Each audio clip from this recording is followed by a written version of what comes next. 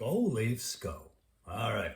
That's going out to Woody Triple Deuce. He did me a solid last night while we were watching Punk's chat. His Monday Night Ramblings there.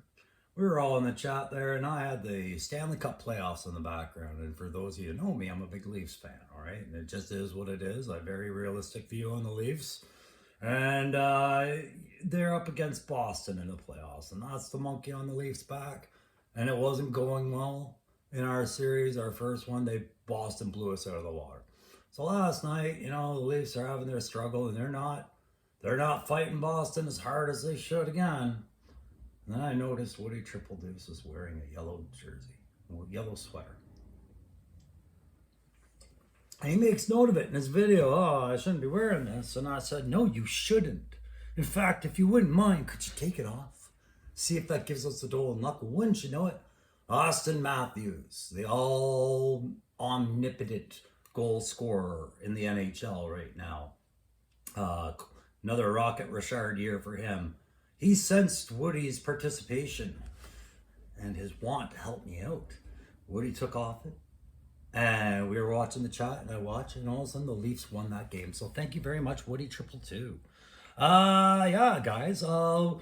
We're doing a hot mic, and if it's been a while since I've done a hot mic, not because I forgot about it, but because I got so into getting the customs defined onto the channel as something I was doing on top of reviews, that hot mic kind of went away because we were kind of talking about Joe News in between other things that I was working on. So it always just kind of melded in with TCCC. But hot mic, for those of you that are new to the channel, is really just, it's a term we had in the Army when a guy is sitting on the pretzel switch on his headset or his comms, and he is broadcasting, and he doesn't know he's broadcasting on the net, and everybody is hearing what he has to say. That's considered a hot mic, and nobody else can transmit while he's on that hot mic, which is great. Some funny moments have happened in my career where I've seen or been a part of a hot mic incident. I won't say that I didn't embarrass myself overseas once by stating opinions of people walking by my vehicle while I was sitting on my pretzel switch. It happens. Yeah. Anyways, so today on Hot Mic, what are we going to talk about? We're going to talk about why things are seen and heard. We're going to talk about Punk, because I think I'm going to try and put his name in the title, because that was an homage also paid to him by Woody Triple Deuce there. And I do hope that Punk watches this video, because I'm going to talk about his live last night a little bit and why this was a very important moment for most of the guys in our subscriber base right now, our looped subscriber base, the guys that are showing up in the chat and the guys that are showing up and looking for new channels. Punk dealt with that last night. Okay, and I'm going to talk about some things that he talked about. I'm going to talk about this character I'm working on a little bit in the background, and who I'm working on, but most importantly, I'm going to go over those 350 submissions we got, have a little chit chat about the 350 contest, and then the big grab. Who are the actual 5 biggest villains in my mind outside of Joe? I watched my good buddy Crimson Cobra Commander this morning, and he did a villains feature, and he featured some of the fantastic ones, like the Evil Optimus and Skeletor and just Shredder, guys that were in his top 5, I think it was a top 5, not top 10. Correct me, yeah, 5. But we finally got to meet Crimson Cobra Commander in his video. He sat behind the camera longer. He graced us with his presence, that handsome young devil, and it was really great to see this new thing going on with the channels. People are listening to the advice that they're given. The advice is being given in an open forum, but the advice is being direct. And that is really important. And Cobra, Crimson Commander, Same Time Toys, Woody Triple Two, these are the ones that come off the top of my head lately, because they're newer ones in our community. But I know I'm leaving a bunch out. These are guys that, we want to cheer them along, but like I said in the previous video, there's never really any map. So how do you get seen on YouTube? How do you get heard about? How do you plug your channel? It all came up on a night with Punk, where guys got a little sidebarred in the discussion, and I had already stated in a previous video the exact sentiment that I saw Punk saying the other day. I said, I bet you he didn't want to do that, but man, you got to get control of your chat or shit starts to slide. And it does affect how people view your channel and how open they feel to participate in your channel, right? If they're just getting away with, you know, pulling the conversation away from where it's supposed to be, or giving another subscriber a hard time. Punk addressed all this, but he specifically last night went back and he talked about the new channels, which it was funny because his video for days was advertised as this, right? If you guys recognize this screenshot, we'll get rid of that. There you go. This is what we were seeing advertised on YouTube for a couple of days. And I'm not going to pretend like I know Punk that well. I really don't. I know him better every time I watch him.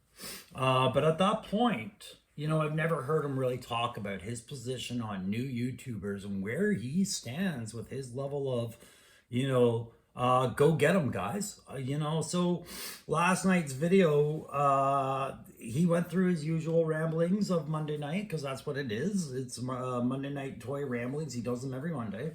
And, you know, he went through the new toys. What was there? There wasn't a whole lot there, and we weren't going to be dealing with Joe. That was clear. And I kept wondering all like that day, just out of curiosity, because I have talked to him a bit online on Insta about the power of the force stuff. And I was like, is this going to be like a blast where you're going to tell people don't come on my channel and do this and that and this and that and this and that? I was like, oh man, that's going to be uncomfortable for anybody that accidentally misstepped and things like that. I didn't know what he was going to do, but he pulled the rabbit out the hat halfway through the show. And he let us know. He pulled the curtain back, and so we saw the wizard, and it was not that he was there to give us a hard time or to lay down the law, as he had every right to do if he so chose. No, it was to do something really special for the new guys in the community with the new channels. And we all sat on bated breath. And I know there was a lot of guys out there going, is he going to mention mine? Is he going to mention mine?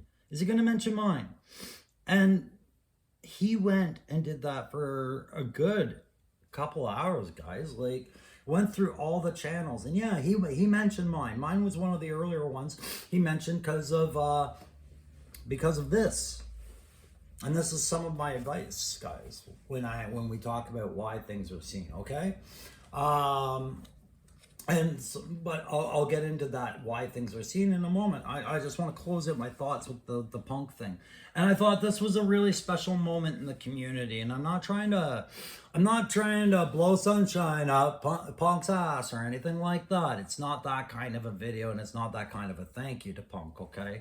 It's take a moment, guys, and appreciate that particular moment. Watch that stream if you hadn't. You can see the moderators catching into exactly where Punk was going with his vibe. And as he was mentioning each channel, they were putting a link up. And that link, people would access and just, you know, you're caught in that vibe and you subscribe to that person. And this was what Punk's way of answering the question, well, how do I let people know about my channel? And the answer is simple: community, right? It's get involved in the community. I know there's a lot of personalities out there. Not everyone is an extrovert. I consider myself an introverted extrovert, which is my creative way of saying when I'm in front of this camera and when I am portraying the leader I was used to being in front of my students or my troops in the military, I am a very different person. And what ends up happening, oh my gosh, I'm just looking at Aaron just sent me a message. And it's unfortunate because I sent him a message earlier and now I don't think he read it. Aaron, read your messages. Unfortunately, this isn't a live, and I've corrected this situation later. But yeah, get involved with the community, guys. And you can't all be extroverts in front of the camera, but you guys are trying very hard. And I know it's uncomfortable for some of you, but you'll get more comfortable with it. And what isn't going to work is things you've already seen because you watched and you learned first before you started. Good on you. Smart you, right? You see what happens when somebody tries to be something they're not on YouTube, right? Even if they're being a bit of an ass about it, if that's your opinion on them, ask yourself, are they being genuine or are they being fake? Right? They're probably being very genuine because it's what they want to be, right? It's who they want to be. So be who you want to be on YouTube and you'll go far, right? But you have to dare yourself and you have to push yourself if it's not within your character to be open about talking to strangers and hearing feedback from strangers. It's something you have to get used to. And so I get how a moment where Punk is telling you, hey, don't talk about your channels here or something might terrify you and deter you. Like say, oh, I'm going about this wrong. Maybe YouTubing isn't for me. I was enjoying the other aspects, but I haven't quite gotten it figured out how to plug my channel. And then so yeah, last night plugged in the plug.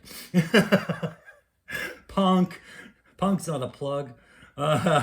Punk did the opposite, and Punk did the most humane and understanding thing Lawrence could have done, which was spend some time exposing these channels. So good on you if you were there last night and you saw your channel come up and the link came up because those moderators were right on it. And I hope you paid attention to that moment because the community is how you are going to plug your channel. I would have gotten nowhere with my channel. And I'm only at 350 subscribers, but I realized to some people watching the videos, that's a lot to them because they're at, 200, 150, even less than that. Maybe they just got started. Maybe they're only at 20. And guys, we've all been there and we all had the same concerns with our channels. It's like, is this going to work? Do I even belong here? Right? And so that was a really special moment. That was the Punk exposing how the community actually is as opposed to what your first impressions might be. The community is actually a place that wants you to succeed and we want to help you, right? Just like I learned, they wanted to help me. And the community wants to know you. That's the other part of it, right? They want to know you. So be yourself and put yourself on the line a little bit and you'll find there's a reward to that. But maintain that. Don't quit just because you didn't get the responses you wanted on your first couple of videos. Don't quit on yourself just because somebody in the comments might not have told you something that you wanted to hear. Okay? And don't quit on yourself just because your channel dropped a subscriber one night. Oh no. Okay? Don't ever do that. Don't ever get deterred. Hey guys, why things are seen was an army we had in was a class we had in the army, combat arms guys. It was all about camouflage and camouflaging things like vehicles and positions and OPs. But one of the ways I got seen, guys, was I made friends with some very good, like-minded people. All right, Aaron the Toy Enhancer, 3-star draw. Being two of them, the top two, and of course Loki Wartooth on the side being my supplies guy. He is a lot of people's supplies guy now. Well, he's growing as well, and that all linked us together after a bit through me and Aaron and Loki, and then Aaron and 3-star. I was introduced to that group, and I am not oblivious to that is probably why Punk started paying a little bit more attention to me, is because it's like, wait a minute, I know these two, who's this third guy again, right? And it's all good, like that just shows you. People notice when they notice, guys, and you just have to keep going. I am a one-take guy. Everything I do is one take because I don't fuck around with editing and I'm unapologetic about it to the most part. Sometimes I feel bad. I think you deserve good quality videos and better backgrounds. But when I'm working on projects and doing things, the priority to me is to talk to you, not to show you fancy graphics in the background and pictures you've already probably seen just so that we can discuss them, right? But that's not for everybody, and it probably isn't actually even for Punk, really. He's used to a much more concerted effort with people's channels when it comes to the editing stuff, right? And you don't leave everything in. But I consider myself more of a click and listen talk show more than anything. Let's face it, right? So enough about the punk stuff. I just thought it was really cool that we did that. And so now we're all like this, right? This is us. We've had the eyes put on us. And now, guys, you've probably had a little boost in your subscription base if some of you were mentioned in that. And if you weren't mentioned in that and you're part of my channel going, I wish I had been mentioned in that, don't let it deter you. Just keep going. You will get talked about, okay? It's an erosion effect on YouTube. You're going to show up in the algorithms. You're going to do stuff. And you know who's watching the algorithms? And Punk talked a little bit about this. And others have. I've heard Chad talk about it. I've heard Matt talk about it. I've heard of quite a few. Hasbro's listening. They are, guys. They're watching the videos. So stop and think about what you're saying about the product that you claim to be wanting to do your channel about, right? So if you're doing a toy tube, and I'm using Hasbro as an example, they can't be the only ones watching the feedback on YouTube now that that's a medium that's available to them. If you're going on there and you're constantly talking about what a blow to the image Hasbro gives itself with these stupid releases and stupid that and stupid this and not worth a cent that, not worth a cent this, and that product hasn't even hit the line yet. Hasbro sees that. The question you have to ask yourself is, okay, am I doing that to make myself feel better and let people know my opinion of something and tell them not to buy it or anything like that? Or am I doing that? Like, what is the reason for it? What is my message, right? Because I'm going to tell you, within a minute of those videos, Hasbro's probably stopped listening. Right? Because you haven't even put the product in your hand. You have no idea. You've only shown them the leaked photos. All you're doing is creating this buzz that they want anyways. Bad press is still press, right? And everybody likes to argue. So if you create a bad buzz, eventually the good buzz is going to come out. So some of us often rant about, oh my God, Hasbro, when will you, and blah, blah, blah, blah, blah, blah, blah, blah.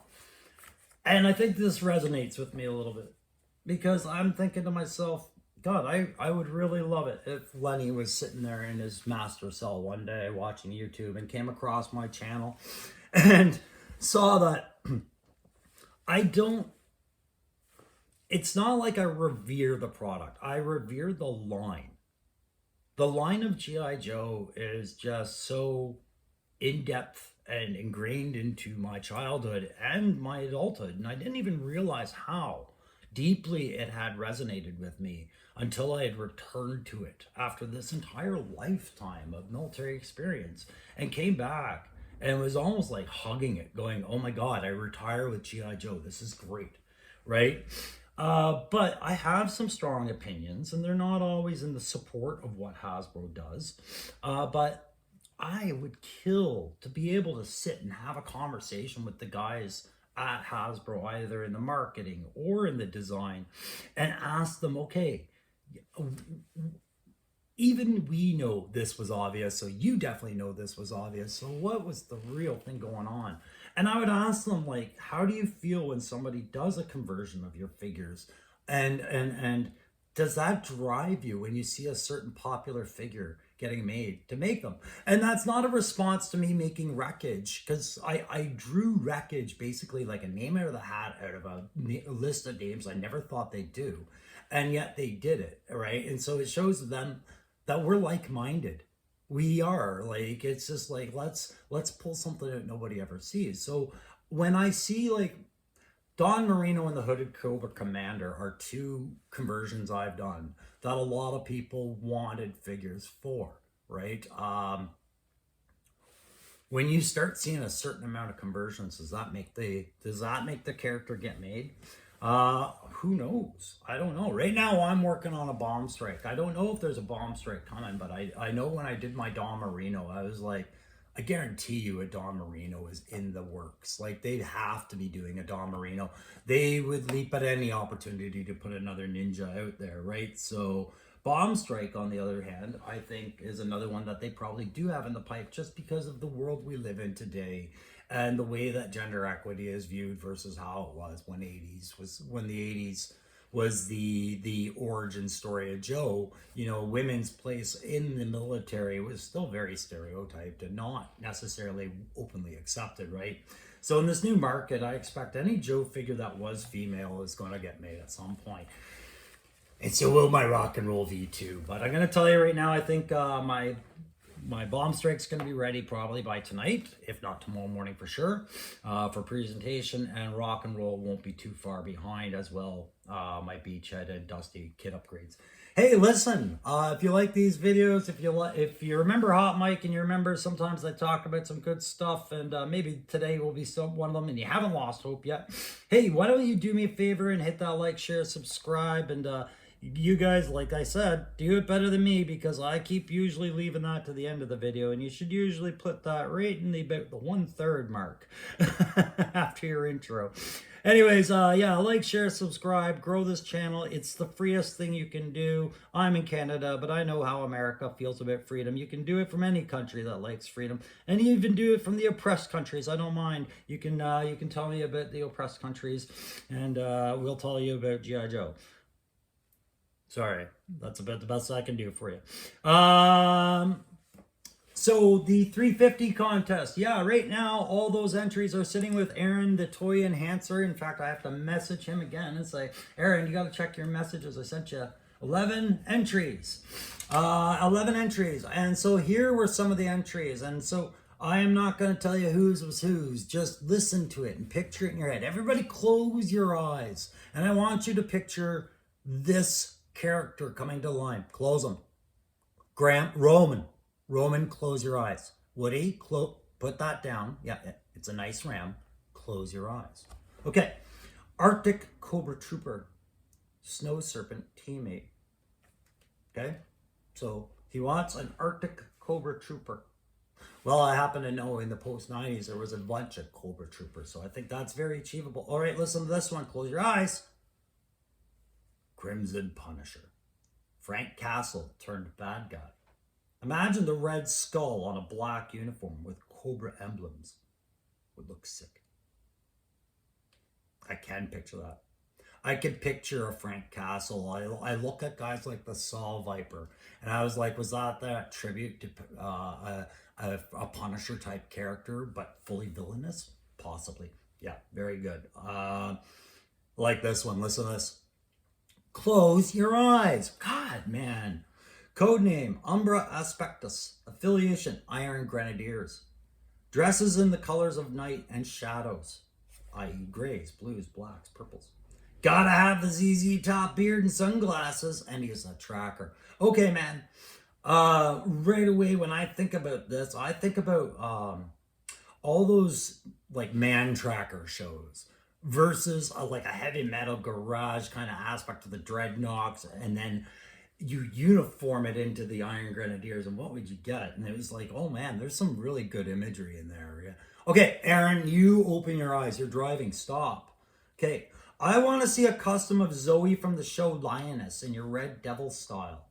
You could maybe use a Gamora head sculpt. Okay, and then he said, enjoy the journey to 350 and on, brother. Thank you very much. And I didn't get the name on this one because I think he used a proper name, and I don't like naming them all much out loud, but that was an entry. And guys, I have to ask, I have no idea who Zoe from the show Lioness. Is that the movie with oh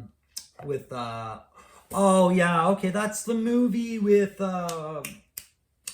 Zaladane. Okay, gotcha. Yeah, right on. That's cool. I like that. That gives me a lot of freedom. And in my Red Devil style, so he handed me a lot of freedom of movement there. I like that entry too. How about this one? For a contest, I want to see a heavy weapon specialist. Large buck, like gung-ho. Black, red, gray, color scheme. Okay, I didn't close my eyes for that, but when you said heavy weapon specialist and large buck, I was like, freedom of movement, so many cool. And then what kind of figures are we using here? Like, how big? um, Somebody went very traditional on this one. Svetlana, October Guard, retired, covert-ops, multiple weapons expertise. Little and Warsaw back, specializing in suppressed weapons such as the. Read more. Yeah, I took the wrong photo. But right, some October Guard would be awesome. Yeah, I'm in. Man, any of these get drawn, I'm excited, guys. I am. Aaron, good luck, buddy. Okay, this one. All right. My submission character is called Painkiller. He's a cross between an alley viper and a heavy armored gunner, and I would like him to be a black character. So would I. Let's do that. Alley viper and heavy armored gunner. Listen, I'm not gonna lie. I contacted my buddy Jay because there's been a lot of heavy armor being mentioned out here, and I don't know why I made that voice. That was a weird one to say, heavy armor. Should have said heavy armor.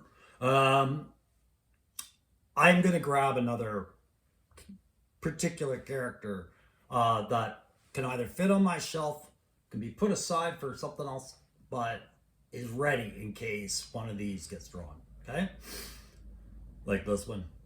Close combat specialist, codenamed Kilgrave, affiliation Night Force. A surfer from the islands of Samoa. Not only a master with all bladed weapons, but also highly trained. Read more. God, I gotta get the better pictures. Yes, yeah, man. A Samoan with bladed weapons, Night Force. You know I likes me doing some Night Force every now and then. For sure. Loving it, guys. Close combat specialist, codenamed Kilgrave, affiliate Night Force. Yeah, the last part of it was it's not only a master with all bladed weapons, but also highly trained in espionage by Chuckles himself. That was cool because there's more than one espionage agent out there working for the global intelligence network known as GI Joe, and I'll tell you right now, one's called Mace. But Chuckles and Mace, they can't be the only ones. They could only be the only ones you've heard of, right? That's what an effective espionage agent is. Unheard of. I like this one. Cover girl with red hair Tiger Force. All right. So a red-headed cover girl with Tiger Force colors incorporated in her hair. Commas and periods are important when you're describing your character, but I knew what he meant, right? Cover girl, red hair Tiger Force. I want a wrench and a data pad. Weapons are a shotgun. That's exactly what Cover Girl came with. You are making this simple. The problem is, we've run out of cover girls out here in Ottawa. Challenge accepted. Right on. And then I like this one. This one comes from the old pro himself. And I'm not going to say who it is. The old pro himself knows who he is. And if you've been on my channel long enough, you know when the old pro chimes in on the comments. Okay. Jinx G.I. Joe action figure. Masked, but with her hair exposed. I want her with long black hair. Curvy female body type. Outfit inspired by her original 1987 character. I am pretty sure that while I know him as, I call him Big D, but that might be Ron Rudat. He might just be telling me to make Jinx the way he thought about doing it. But absolutely, there's a good challenge on a Jinx figure. Even with the new Jinx, it wouldn't work. With the new Jinx figure coming out, I mean, you could make it work, but he wants that curvy body type. Outfit inspired by her original 1987. That sounds like some custom painting. I've been practicing, all right? Here's, I think this is my last one, guys. And I'm gonna. He sent me a good write up. He's a sharer with me. I like reading his stuff. I gotta try and find 2 characters he made for me or to talk about with me. I'm not gonna say their names until I find them on the email. I had them starred and put away, but I wanted to draw them up for him because he sends me a lot of really cool character ideas. But how about this one? It would be so for my entry. It would be for Dreadnoks, and the pilot would be cybernetically tied to the controls. So he wants a Dreadnoks pilot that's cybernetically tied to the controls of a vehicle, okay? Because he had earlier described he has this vision for a big vehicle. So my driver would be based on someone like Major Blood with his cybernetics parts mixed further with the cybernetic parts of Marvel Cable. So like that kind of image. One of his eyes would be Borg-like, one to have wiring or some sort of connection ports to the vehicle. There we go, right on. So we've got a really techno kind of like in between a Cobra Trooper and a driver and a bat and Marvel's Cable. You get this. I love it. All right, guys, the last part of my video today, I'm going to give you my top 5 villains. And this is a shout out to Crimson Cobra Commander and his video. Very inspired, my friend. Thank you. I'm going to pluck something off your lawn like the old crows do and drag it over to my lawn and show the rest of the murder what I stole today. So my top 5 villains for you, guys. I had to rule it right away. Slasher film, guys. Okay, come on. If it's a slasher film, he's not really a villain. He's just a psychopath and a force to be reckoned with. To me, the villains are the ones that well written, well portrayed, things like this. So I got some honorable mentions. I got to get out of the way. 4 honorable mentions. And the first one's the most obvious, guys. He doesn't even make my top 5, but he's there as an honorable mention. The Joker. It doesn't matter who's playing him. The Joker is always the Joker. You know he's the fly in the ointment, the stink bomb in the room, and possibly the worst kind of murderer you can see because he will make you suffer through it somehow. But I think everybody can pretty much come to the consensus that the Heath Ledger was probably the most surprising and noteworthy Joker performance, but it's not the only good Joker performance.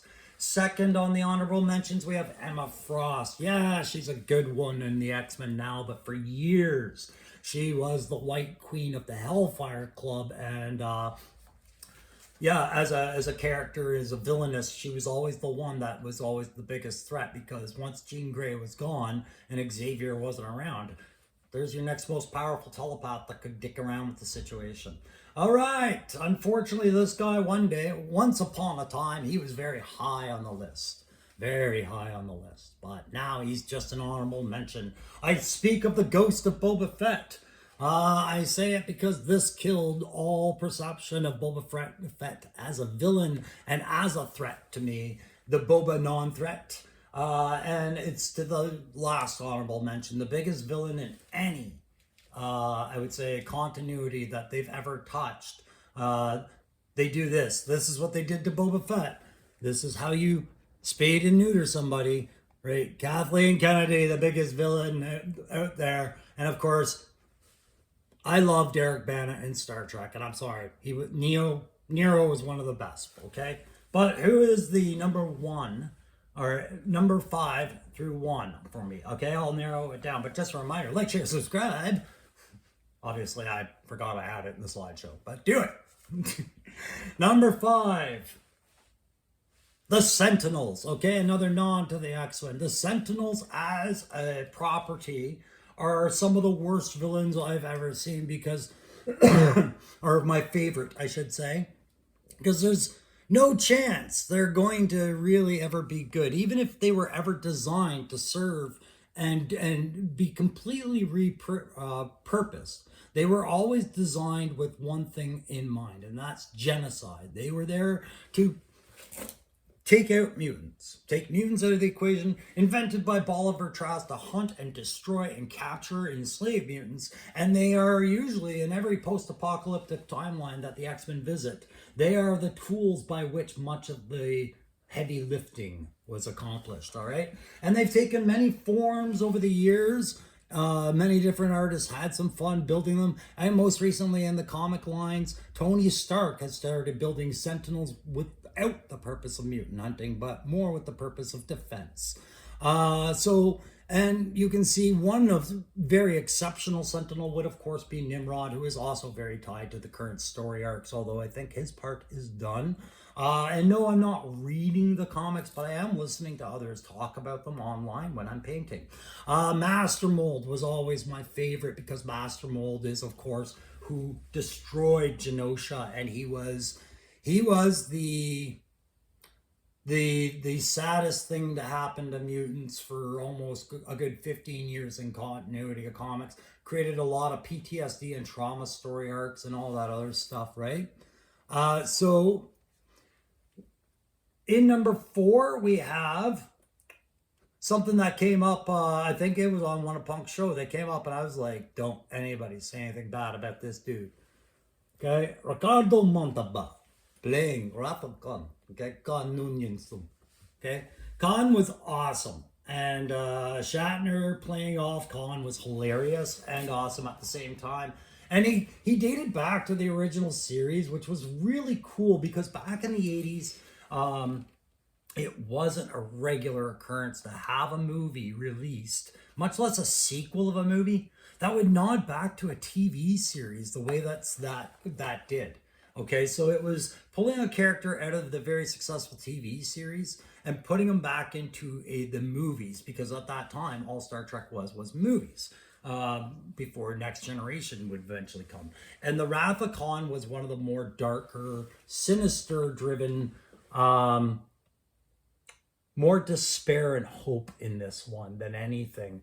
This is, of course, as we know, had that major cliffhanger ending, Khan turning on his own crew, so bent on having the final thrust his dagger into Kirk's heart kind of situation.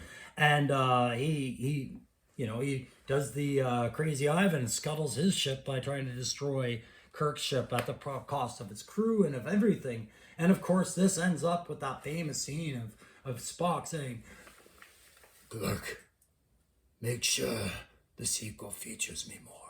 Right? As every movie copies after that with their cliffhangers now. So, I mean, it was one of the most epic characters, right? So, number 3 is, of course, from the series The Walking Dead. I got to put Negan on that list, all right? Jeffrey Dean Morgan, playing Negan was a great choice for AMC. And I loved the response of all the soft fans of that series at that point on it. Now, I'm not a fan of this series anymore. It long left my radar shortly after Negan story arc came to an end and they were doing other things. But the way he portrayed Negan was brilliant. And the way they wrote him, I thought was perfect, because what they wanted to write was a character you could never imagine ever feeling an iota of pity for, right?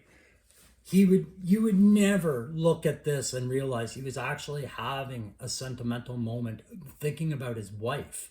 You think he's looking at that bat with pride if you stopped and never thought about the Negan character, because you left that show halfway through because of what he did, right? And what he did in the comics, just like what he did in AMC's Walking Dead.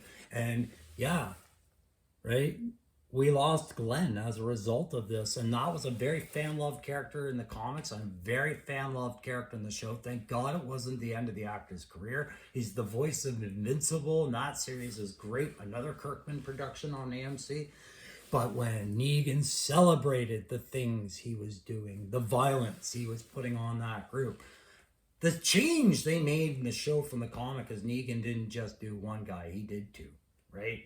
And I'm not saying who they are, because maybe one of you has never watched it and wanted to, right? But Negan at that point became somebody that was so over the top, fans became sick, they became disgusted, they became outraged, they left the show. It was beautiful.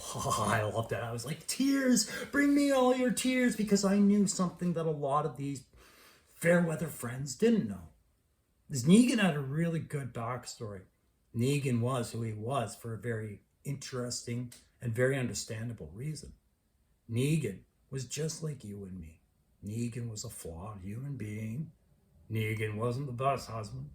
Negan, sometimes was a jerk, but he tried to be a good person, and he kept himself in the good life, trying to be a teacher, trying to stay involved with his community and the kids, trying to be somebody worth respect. And when the apocalypse all fell upon them, and his wife was dying of cancer, and he was feeling like the worst person on earth because he kept faltering and failing in life and failing to be the man his wife deserved, and now she was going to die. Um, all of that just was too much for him, right? And when the world fell apart and it became about survival of the fittest, he learned through trying to take care of other people he met on the way that not everyone was fit to survive. And in fact, some really shitty people would lead good people to their destruction. So Negan had to become the worst of them so that no more good people would die at the hands of shitty people. So he would kill the shitty leaders. And that's what he thought Rick was, right? And I loved that because nobody knew that unless you read the comics, unless you read the story arc. Here's Negan, right? And to see all these people quit on a character because he is being written that well, it was great, because once the real fans of the shows and the characters were sitting there and said, well, what's the rest of the story with him? You learned all that. And you got to see Negan in this anti-hero light, and you hated him for what he did. But you started to understand his thinking on a whole new level. This murderer, right? Best villain, number 3. So third best villain. How do you top that? Well, then you kill him, you kill his career with a show that goes nowhere, I'm sure. But whatever. He was great. He was great till I stopped watching. Then I didn't care. All right, number 2. This was hard. Number 2, number 1 could have flip flopped. All right, guys. Oh boy, let's talk about the short for Fargo.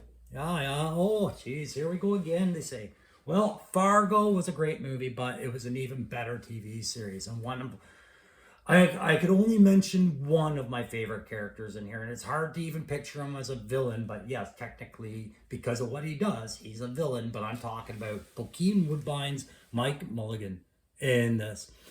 And what makes this villain exemplary and above reproach to me is he is the king of the monologue, the king of the deliverance punch soliloquy, right? When he's delivering a message, you know you're getting it at like the most pivotal turn point in what you thought was going to happen. And he is just so deadpan dry and down to earth at the same time. I love this one. In this scene, he's getting a call from the guy he's been looking for. He's been looking for this guy, Dodd Gerhardt, and he gets a call from a stranger who's helping him out. And of course, that stranger, we recognize him. I can't remember the actor's name, but he is known to be playing in that movie Civil War.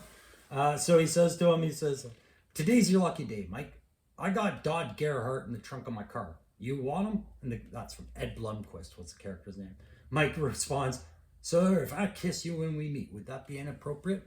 And it's just, there's something about the way Woodbine delivers this character that is epic. But I thank God it's just a meme. This is the pivotal scene for me that made him the best villain out there, right? It was just a cut and dry. He evaluates worth of people. And he does so on a level where he knows he answers to no man and God ain't paying attention. And to me, that makes him the most dangerous villain out there, because while he can be reasoned with, he will go back, default to his original agenda because, well, the goal was the goal all along. The conversation was a side effect. It didn't sway anything. I just admitted you had points, but you still died, right? It was a great character, but the number 1, guys, the number 1 character on my list as far as villains and anywhere. You think I'm going back to James Bond, but I'm not.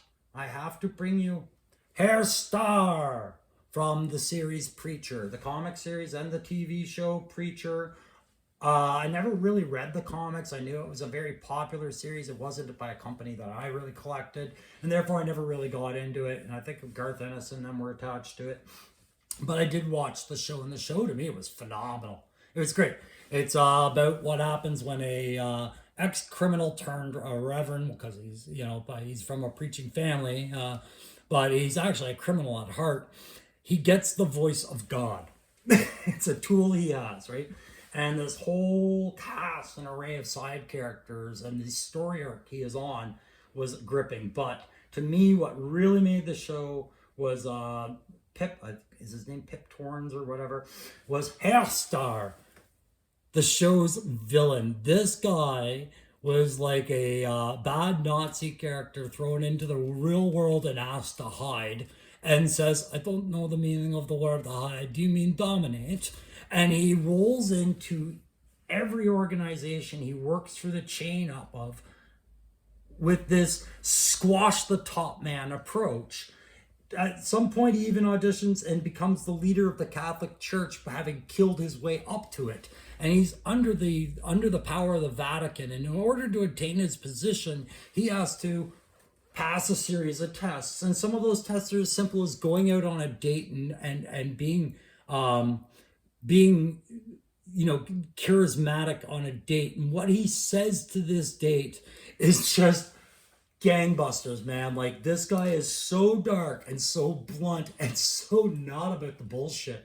And it's one of the funniest villains out there, but he's got the worst frigging luck. And that is the expression of a man condemned to his own fate and just knows it. And it doesn't matter because the end goal somehow is worth it. But you talk about a man who suffers pain and agony for the stupidest reasons, and this is how deformed he ends up getting to look at some points because so much bad shit happens to him. Some of it he has to do to himself because he was told by the voice of God to do so. But Hairstar is my number one, man. Even at his saddest moments, you are looking at one of my favorite top villains in any of the current villain market. And that is for you, Cobra Crimson Commander, because, buddy, you list the big five, the greats. I'm gonna do the ones that maybe need more talking about. So these are the greats that don't get mentioned. So that's gonna do it for this hot mic, guys. I'm gonna get back to finishing off Bomb Strike, getting rock and roll started. One thing I did want to say about the Bomb Strike thing, I'm gonna show you really quickly. I've been doing a lot of little detail work on the shirt and the vest, and I'm trying to give you a new reason to look at CoverGirl's chest. All right, we will see you very soon. Bye.